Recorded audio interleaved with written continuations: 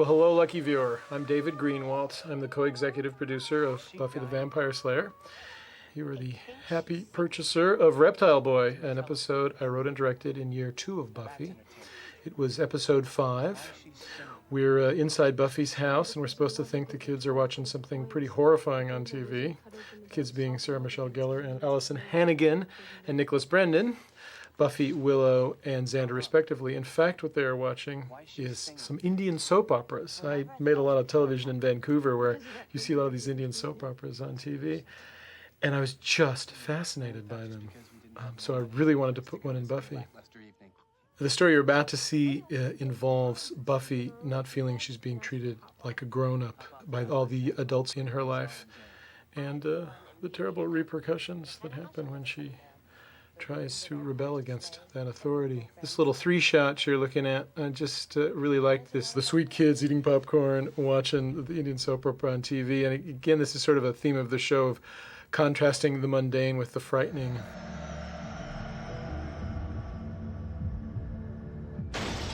This is a very talented stunt girl named Jennifer Badger who actually leapt off that balcony. And there is the talented actress who is actually playing the part. This is an old home in the Hollywood Hills. A lot of movies shoot there. Our challenge was to, in a single night, and we didn't really have all night. I think we had half a night to do this in, try to create a chase through some woods. So some of those woods are real, and some of those woods are, we put up some posts.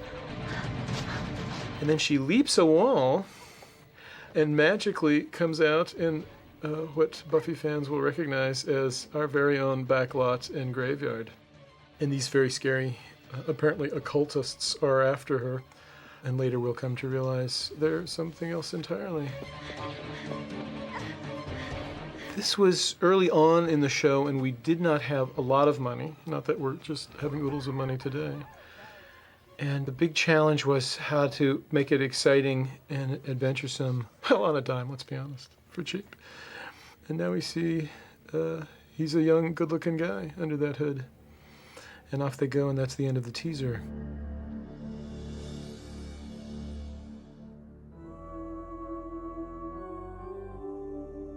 Oh, now you have your exciting opening credits. And these are early opening credits from year 2. This is all stuff that Joss culled out of things we shot on the show. As years went by, we added, obviously, more and more credits to the show. Cute little Allison Hannigan when her hair was long. There was a little brief shot of Angel. There's the lovely Cordelia, as played by Charisma Carpenter. Seen weekly, by the way, on her new show, Angel, created by yours truly and Joss Whedon. You'll notice how different Nicky looks with his hair on his forehead and his hair off his forehead.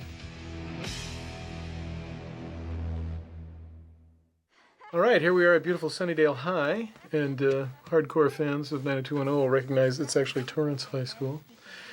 Here is just the wildly funny Charisma Carpenter playing Cordelia Chase and practicing her fake laugh that she's read about how to really listen to a man.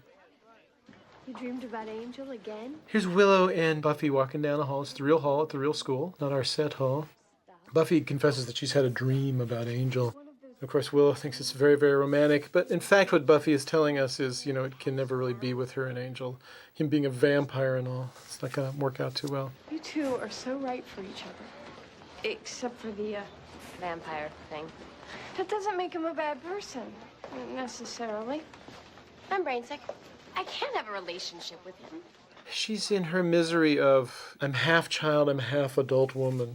People treat me like a child, Angel treats me like a kid. Giles treats me like a kid, and she's trying to decide whether she needs to break out. Oh, there's my credit. That's me. Whether she needs to break out in the world. Oh, 2 more credits. Oh my God, I'm credit-alicious. Meanwhile, Cordelia is expressing her interest in college people who are older and richer than high school losers. And this was the beginning of a little relationship. She and Xander, and of course, if you're listening to this insane thing, you're a hardcore fan, so you know that she and Xander went on to have a torrid romance after this. But what's really going on here is Cordelia's basically saying college guys are cool and high school guys suck. We're also reminding everybody that Cordelia would like to have absolutely nothing to do with Buffy, because soon she'll be wanting to have everything to do with her. Giles is perturbed, doesn't think Buffy is studying hard enough and doing everything she should, and Buffy feels like people are treating her like a kid, and she feels she has too many responsibilities. You skipped hand to hand entirely. Are you going to be prepared if a demon springs up behind you and does this? He, of course, tries to show her that her reflexes have gone off, and she readily proves they have not. This was our library set, which, along with the rest of the school, blew up in the, I believe it was the end of year 3 or 4? Year 3. And we spent hours and hours and hours and hours in the set. It's a very lovely set, designed by Steve Hardy and built by Carrie Meyer, Carrie Meyer is now the production designer for all of Buffy, and also designed the first year of that hit spin-off Angel that I hope you're watching every week. I think you don't know what it's like to be 16 and a girl and the Slayer. We would shoot 8, 9, 10 pages a day. One of the things in a TV schedule is you have to have days that are huge in terms of page count, because particularly in an action show where you're out all night trying to get 2.5 pages of an action sequence. And this library stood us in good stead. We shot tons and tons of stuff in there. And it's Giles' little lair where he lives. And these days he still had his crappy old Citroen too. Finally in Buffy he got a new car. Here, of course, is Sarah doing her marvelous pout, as really no one else can do. And Giles pretending that the pout isn't getting to him, but of course it is. It's not getting to me. Here we are having a little after-school fun. This is the Torrance High School. If I remember correctly, I think Xander would like to spend the evening watching some more Indian soap operas. Cordelia blows through and really wants nothing to do with them, but is excited to see some frat guys pulling up. And of course the big twist here is that frat guy behind the wheel is also crazy robed guy who apparently is, keeping that poor girl who you saw run away in the teaser, who, by the way, is played by Jordana Spiro, who's a really good actress. And this sort of modelly good-looking guy behind the wheel is a good actor named Greg Vaughn. We're having a little get-together tomorrow night at the house, and it's going to be a really special evening. This sequence, by the way, was shot all before lunch, and I went out there with my then assistant, Robert Price, and planned all this out in detail. Again, the hardcore fans will recognize that Robert Price went on to direct an Angel, and will be directing another Angel in year 2. She's more like a sister, really. We're that close. Well, why don't you introduce us? This is one of my favorite scenes because Cordelia at this point in the series just loathes Buffy and has to, in fact, go ask Buffy to come to the car because the other frat guy, who is a nice guy, wants to meet her. Well, I don't really want to meet any fraternity boys. And if there was a god, don't you think he'd keep it that way? Charisma played this so great. I just loved the way she suffered so to get what she wanted. And I'm noticing the kids look different. It's been a few years. She's such a little comedian. What, she likes to play hard to get? No, Richard.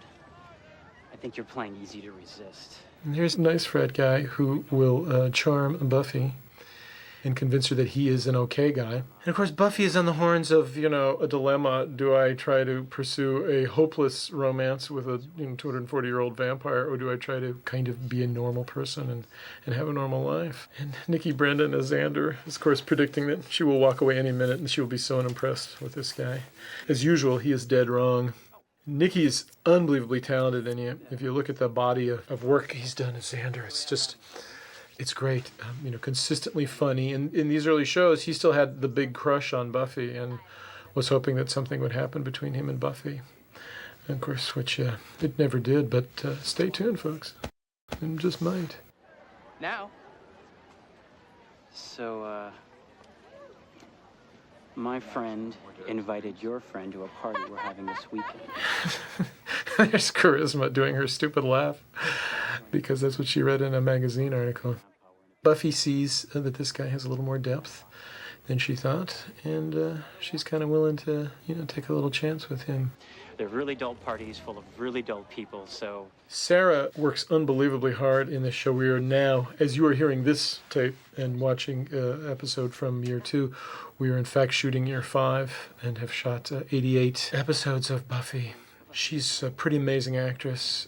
Joss designed the character based on all those crummy horror movies where the little blonde girl goes up an alley and is attacked by the scary thing. And Joss thought, wouldn't it be great to see a cheerleader type go up the alley and kick the living bejesus out of the scary thing? It was nice to meet you.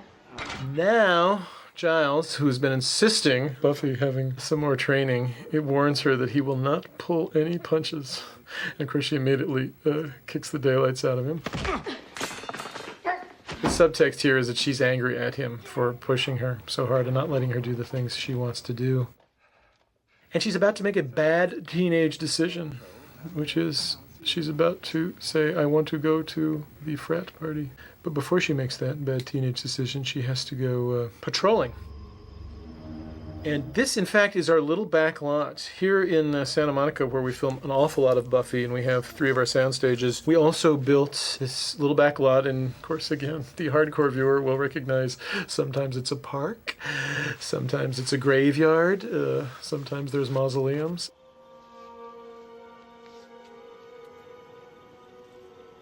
There's blood on it.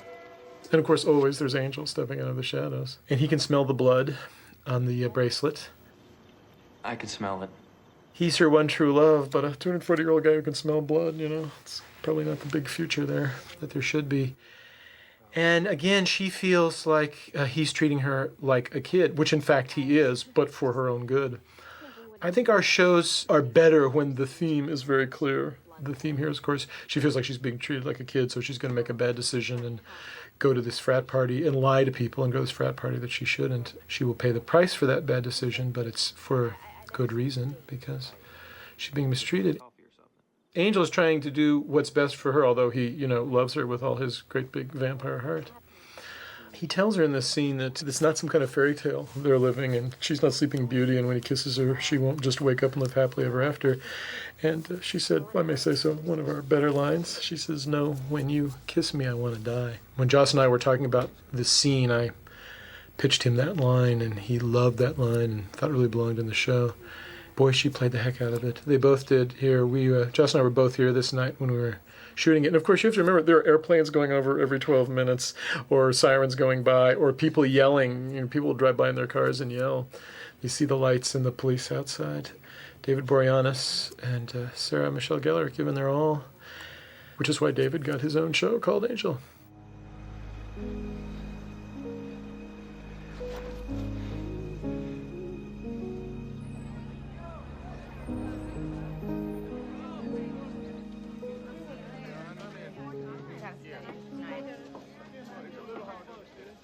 Buffy.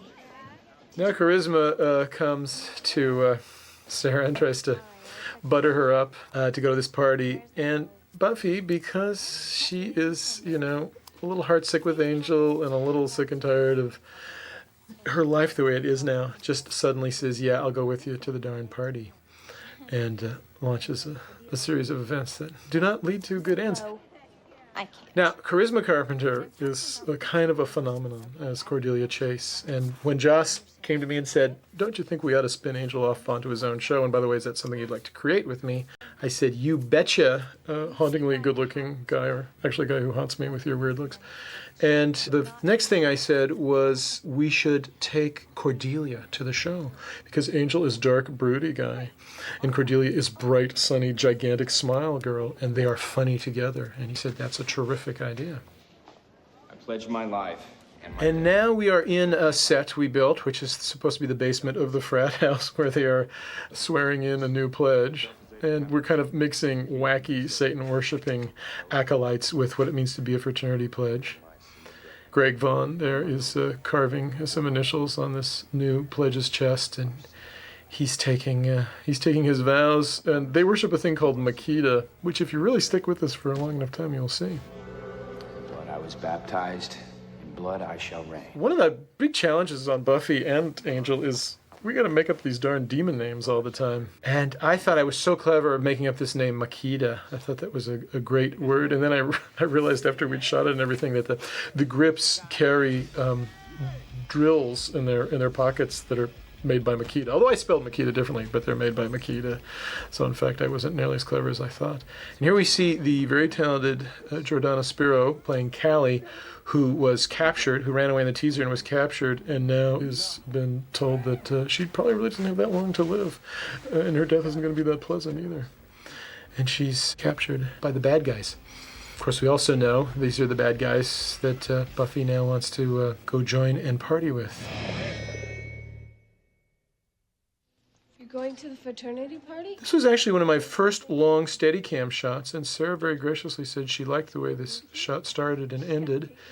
This was probably pretty early on in shooting. This may have been the first or second day of shooting this episode. Actually, that first little Steadicam pops into this long Steadicam shot. And the fun of a one long shot is you get a lot of material in one, and it feels kind of real, and you don't have to cut it up. The danger in episodic television is you invest several hours in trying to get a shot like this to work, and if it doesn't work, you're in trouble. And if it really doesn't work and you have to break it up and go into coverage, i.e. break it up into little tiny shots, it's a very bad thing. And here you see the actors doing a terrific job. When he does, he treats me like I'm a child. This very hallway in year one was only, I don't know, I'm going to say 60, 70 feet long. And as the show got more successful and as we expanded, that hallway is now 200 feet long. You can do a long, long walk and talk in that hallway now. You know what I'm saying? This is Giles by himself, which I really love him being busted. Little stuffy Giles, or big, handsome stuffy Giles. Just practicing a little bit. But of course, the kids catch him in a private moment, which is always fun. Will you be ready if a vampire's behind you? We're back in our famed library. Buffy has found a bracelet with the letters ENT on it. It's broken in half and some blood, and of course she suspects more evil is afoot in Sunnydale. But she hopes she won't be sent out to have to solve said evil this very night because she wants to go to the frat party. Of course, Giles will ask her and expect her to do her duty. I don't know what the rest of the letters might have spelled. And there's blood on it. She is about to do something she's never done before, which is lie to Giles and tell Giles that her mother is sick. She'll patrol a little bit, but then she needs to stay home with her mother. My mom's not really feeling well, and she could probably use my help. Allison Hannigan, who to me embodies the soul of Willow, and see, look at her big eyes as she watches this lie go down. She just can't believe what she's hearing. She's such a wonderful creation, again, of Joss's. You know, if Buffy is the spunky cheerleader who learns how to have more depth and has to fight and save the world, Allison is the innocent poet and sweet girl who wears, in the beginning episode, she was wearing clothes from Sears, and they teased her about wearing the softer side of Sears. They being, of course, Cordelia Chase. And she's just so upset that Buffy has lied to Giles because it makes her whole world askew. She loves order in the world and thinks she can depend on. And Buffy is really, saying it's no big deal and it's time I grew up. And we're back in the long hall with lots and lots of extras. Again, for the absolute hardcore watcher of the show, you will notice that we had a lot of the same extras over several years. Wonderful. They're also called atmosphere, meaning they're the background atmosphere. And some of them are really terrific and have been on the show for years and really take their job very, very seriously. Now, yours truly, yakking away on this endless and somewhat infinite-seeming track, started as an extra and a stand-in before I decided I should try my hand at that writing and directing thing. And laugh at the appropriate intervals. Do lie to your mom about where we're going. It's a fraternity, and there will be drinking. Again, I gotta love Cordelia in this scene because she's telling Buffy when she goes to this party to just keep her mouth shut and don't speak unless she's spoken to do her best to wear a lot of makeup and hide in the dark. We see an early Buffy hairdo here, by the way. I'm saying that we haven't seen in a while. Makeup. Well, give it your all and keep to the shadows. We're gonna have a blast. And again, you see Sarah doing a great comedy take, whacking her head on the table. I'm almost positive this is the first Buffy I directed, and so it was the first time I was really on the floor directing Sarah, although obviously we worked closely on earlier shows. She really let herself go, and I think she felt secure enough that she would allow herself to whack her head on the table and, do the funny moments. One of the great things about the show is that it's so broad. There's so much. Now I'm talking about the series as a whole. There's so much in it. From the funny to the horrific to the sad to the normal to the paranormal.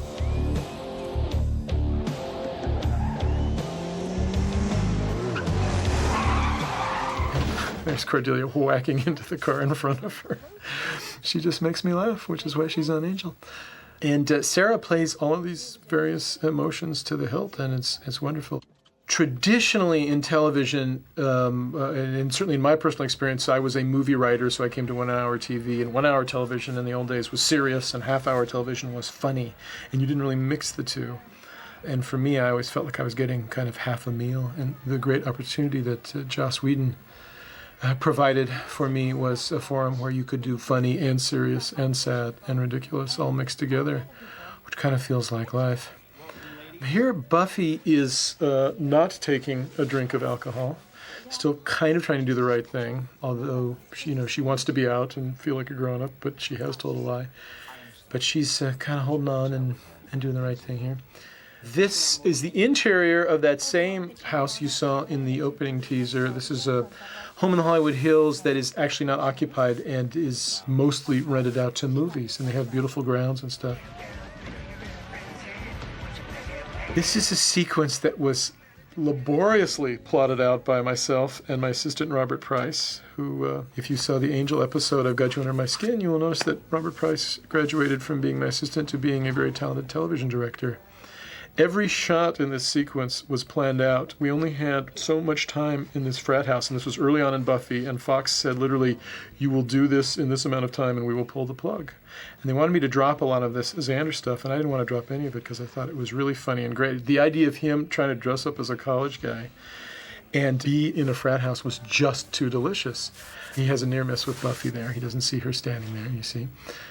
And we plotted out literally every shot into the minute of how much everything would take, and we came through here like gangbusters, and in fact got away with a lot of stuff. Now Buffy is bored and, of course, having second thoughts about coming here, and in fact, in her little heart of hearts, she's missing Angel, and she thinks this guy is toasting her. This big drunken lout sees that there's a new girl in town. He was fun, this guy. He was a guy from Texas and full of life. Come on, sweetheart! Yeah. Could I have this dance? Now, the one nice frat guy rescues her. They have a little dance. And he seems to be a decent enough guy. And she eventually relaxes in his arms and decides, Angel is something that seems like it can't be, and she just has to give somebody else a chance. So she's not being a slut here. Don't get me wrong. She's just giving a guy a chance and being nice and having a nice dance with a nice guy. And it seems that all should go well because of that. But of course, this being Sunnydale and this being Buffy the Vampire Slayer, all cannot possibly go well. This fella, whose character's name is Todd, actually, his name is Tom, but his real name is Todd Babcock, was a very important piece of casting because you had to like this guy and you had to think he was decent and nice. You didn't want to fall madly in love with him and long for Buffy to be with him forever, but you had to feel that he was different from his slick and rich frat brothers and drunken and low-down frat brothers. And he did a great job making Buffy relax and want to dance with him. And I love this little moment here where she just sort of gives in and says, let's dance. Now, that was a big, tough sequence to shoot, too, or at least in my mind it was. And Sarah just came on and said, just roll the camera, set up two of them, we'll dance, it'll be great. Because sometimes it's really hard to choreograph dancing, and so you get enough of the lines on camera. And it was one of those brutal days where we didn't have any time. And Sarah just came in and said, roll the cameras, watch this. And she was magic. Godzilla's attacking downtown Tokyo. Of course, here, Xander making a complete fool of himself.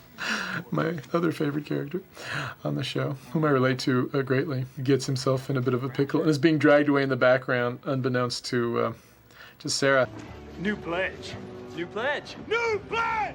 New pledge! New pledge! New pledge! New pledge! And I loved all these near misses. And this was a nice location because you could have all these near misses of Xander and Sarah. And she's out here feeling a little blue and just thinking, and she finds some broken glass, which seems odd to her, and she looks up, sees a boarded up window where we saw a girl jump out of the window in the teaser. But before she has time to get suspicious, here comes nice guy Tom again. You okay? Yeah, I was just thinking. Now the crucial turning point, she figures, what the heck, I'm gonna have a drink. And we stress and magnify our metaphors on Buffy. So I have one drink, and I'm very nearly eaten by a giant snake. Is how we played that metaphor. We're back in the library here, and that's a little insert of the computer. A lot of that stuff is done later. Their insert shots are done later. And anytime you want to roll camera on something that's on a so-called normal size computer screen, you have to get this very expensive, it's always amazes me how expensive it's a $1,200 piece of machinery and man or two that come with it, so that you can shoot, for example, what you're seeing now, where they learn that there's a missing girl from the local prep school. To shoot that stuff is difficult, so we try to minimize it, but obviously sometimes you need it. And now a little moment from my high school life. So much of Buffy is based on the pain of high school and humiliation. I've often said if Joss Whedon had even had one decent date in high school, none of us would be here today. Joss and also Marty Noxon have the ability to just open a vein and run, pure pain onto the page. But also funny pain, which, I like. Buffy, obviously, there was something in her drink, and it's not good. And again, she sees this crazy thing going on, doesn't realize she's looking at Xander, and he doesn't know that she's there either. Modestly happy with the juxtaposition of the crazy sort of South Pacific humiliation going on in the living room and the darker Buffy beginning to lose consciousness. And Buffy is a superhero. She has more strength than the average bear. So when you weaken her, I, as an audience member, become frightened for her, for what might happen to her. This, in fact, is a set and is not part of the frat house. So she went up the stairs in the frat house, and now we're on a set on one of our stages. And we see mean, slick guy Greg Vaughn come in. And, of course, we think he's going to take advantage of her. I wish I'd done that shot better, but I do love that shot of her back, her lying on the bed so vulnerable and her back to us. I wish I had actually used a wider lens and put the camera back farther and had more of a push in on her. Now he is hurled away by Tom. I suppose all of you have seen this turn coming, but it is one of my favorite turns in the script, which is nice guy is actually scarier than scary guy, because nice guy is the true believer. And when he says in his name and the other guy repeats in his name, it just sent a chill up my spine. If possible, you want your Act 2 break to turn the story on its head. Our best Act 2 breaks always turn the story on our head. I think one of our better episodes we did was the Witch, episode 3 of year 1, where at the end of Act 2 you realize that this high school girl who you think is a witch, actually her mother has taken over her body, so her mother can go to high school again. You got a great metaphor and a good Act 2 twist. Very important, these Act 2 twists. People need to come back from their big Foster's lagers and watch the rest of the show. But structurally, it's also important. Here, Willow and Giles are figuring out more pieces of the puzzle and learning about more missing girls. And Willow is torn between telling Giles the truth, because obviously Giles will want to contact Buffy. But if she tells him the truth, then she's afraid Buffy will get in trouble. Allison plays this so great, and all during Buffy episodes, she can never keep a secret. She hates to be told something. She hates lying and stuff. And in fact, Willow told Giles to call Angel instead, thinking that maybe Angel can help them more in this kind of situation. Further humiliation of poor young Nikki. And you have to appreciate Nikki Brendan as an actor, because in fact, he's a very good-looking guy, but he plays the kind of, poor schlub really well. And now that I'm looking at this shot, I don't know if I should have fought so hard for it, but that was a sequence that Fox desperately wanted me to cut because there was neither time nor money. And in fact, we took it out of the schedule, and then I shot it on the night because I had created another half hour for myself by shooting all the other frat house stuff in laborious sequence and planning out. The secret to directing in the TV game is preparation, something I no longer have. We knew we would get here with girls chained in the basement, and it is wicked cheesy. It's true. However, it works for the story. It's a sort of a classic B-movie thing. They drugged us. Why? What are they gonna do to us? I love seeing Buffy chained and recognizing this guy that she trusted and believed in is the worst of them all. And he has the most of these sort of diamond tattoos, which are a mark of leadership. He's a big fanatical zealot. While they're fun to watch on TV, you probably wouldn't want to date one.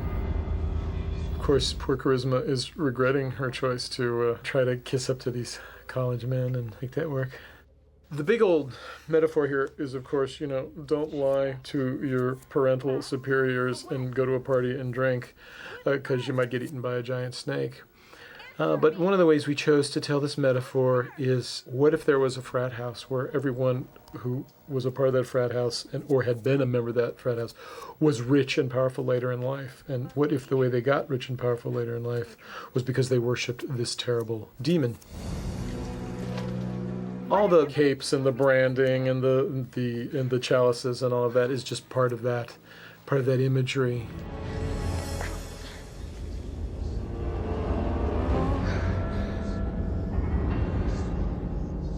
This was Willow's first time she really let these guys have it. And she'd always played like, I'm a little wallflower, I'm a little, I'm so scared, I'm so scared. In this scene, she chews them both out for the way they've treated Buffy, but as a way to vent her upsetness that she had to kind of carry this secret through the whole show. And it was wonderful to see her do this, and it was really fun to direct, to get this other side of her. And it's a great thing when you have a character who's established one way and then you see another side of her. Also early in the scene, you'll notice the first time that Willow's looking in glass and you don't see Angel's reflection. And I thought she had a really cute line where she says, "How do you shave?" Which is something I've always wondered about. How do they shave? Do they take Polaroids of themselves and then shave? Here is poor Nicky having had a very bad night. But he realizes that Cordelia's car is in fact there, which to him means the girls are still there. We who serve you. Big nutcake Tom is getting ready to sacrifice these women. I guess there's also a little feeling in this of, we sacrifice women so we can control and keep and have our male power. And so there's a lot of this chanting and repetitive zealotry. But it's a pretty cape. It's a nice green cape. They wouldn't let me keep the cape. I wanted to keep it, but they wouldn't let me have it. Yeah, psycho cult. Small known fact, the girl playing Callie, Jordana Spiro, was in fact in a school in New York called Riverdale, where Joss Whedon's mother was a very well-loved and respected teacher for many, many years. About us? Do you see anyone else chained up in here? Again, we do little insert shots. You see that her chain in the ceiling is getting more and more loose. Charisma assumes that they're going to cut them with the big sword, or they're going to throw them down into the pit with something. And Buffy rightly figures out, no, they're not going to throw us down into the pit, which Charisma thinks, well, that's good, isn't it? And Buffy says, no, it's not good, because the thing in the pit is actually going to come to us. There's something down there, and he's gonna throw us down there with it. I don't think so. Oh! This was really difficult and expensive, and I realize it looks fairly cheesy, but you try creating and shooting a snake in a couple of days. He was a really interesting actor in this tight snake uniform, with a huge tail built onto him. Jeff Pruitt, our stunt guy, had this guy hanging on wires and on pulleys and spring-loaded things so he could pop out of that hole, and we had a lot of guys backstage, running the rest of his tail around. And then some of the shots, he's just in half of the snake outfit. In other words, it just would go down to a little past his feet. And he's sitting on a little seesaw device that causes him to float around. And on the 10th day of the 10th month, he shall be hungered. This kind of a thing, to be done spectacularly, you really need days and days and a lot more money. What are you guys doing here? Xander is about to actually get to be a man for once in this episode, which he dearly earned by being so thoroughly humiliated from top to bottom. We see Angel has become a vamp and is rather pissed that somebody may be mistreating his beloved Buffy, even though he and Buffy are having personal problems. More often than not, you use a stunt man in a suit for these scenes, because you think, well, why would you need an actor? It's a guy in a big suit. But in fact, there's a lot of acting that goes on. About 50-50, we will cast an actor. In this particular case of Makita, the giant phallic symbol of the show, he had a whole way of moving his body and hanging his head that was really important, and that you wouldn't necessarily get out of a stuntman. Although stuntmen brave and taking hits and falling off buildings and setting themselves on fire, actually the real men and women of the set. That little fight sequence you just saw upstairs was shot unbelievably fast in about 40 minutes. That was a thing we had to get out of really fast. And in fact, that was just 2 shots all cut together to make them look like 6. And here the guy is coming for Cordelia, the bad snake, and Buffy finally rips her chains out of the wall and starts kicking some major booty. Now, unfortunately, we had to, this is still part of that same sequence I was talking about that was really just 2 shots. And done nicely, all handheld, which it works really well for action stuff. Got Angel and Xander doing some damage. This is a funny sequence where Xander is trying to make up for his entire youth, and he's beating on this guy, and he says, you know, this is for the bra, and this is for the makeup, and this is for the last 16 and a half years. Because, of course, he's been trampled by guys like this, you know, all of his life. Tom. Buffy wraps her chains around Tom and flips him into the candles and gets some revenge. The snake guy is still about to eat Charisma when Buffy and her big sword chop him in half. Let her go, Wormy.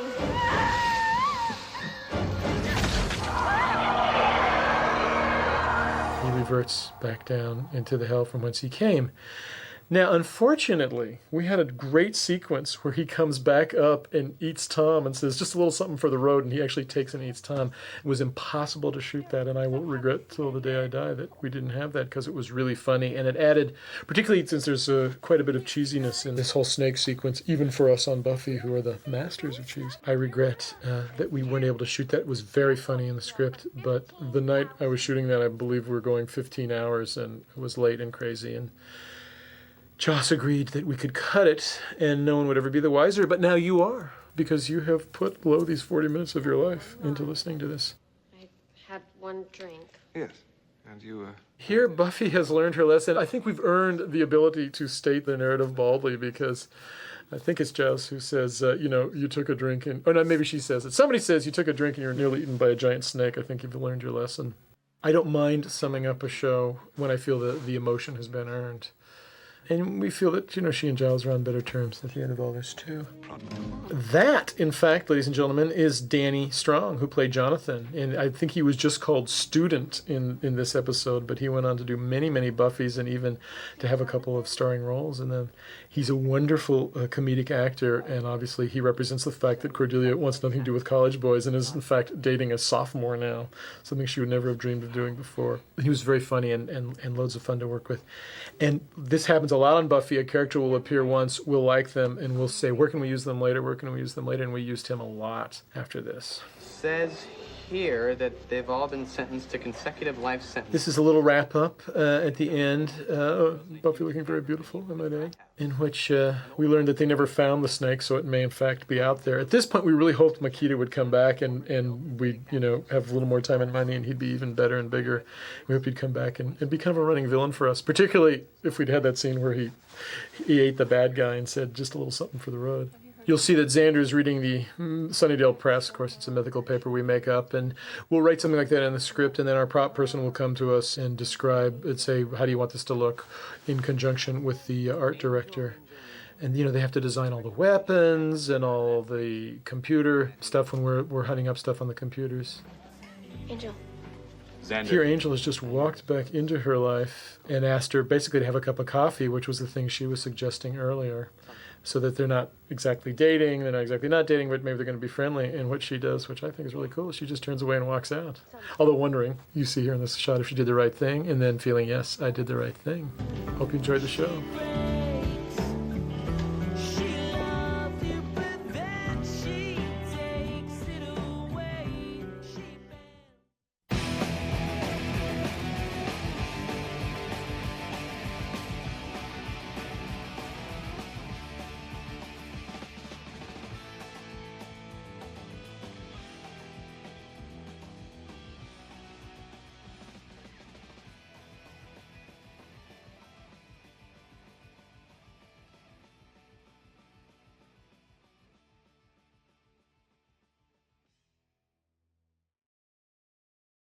Grr, arg. Like I said, if you've made it this far, thank you for watching. Like, share, and subscribe. Make sure to leave a comment talking about how, I got nothing, dude. Just click the bell. I'll see you next time.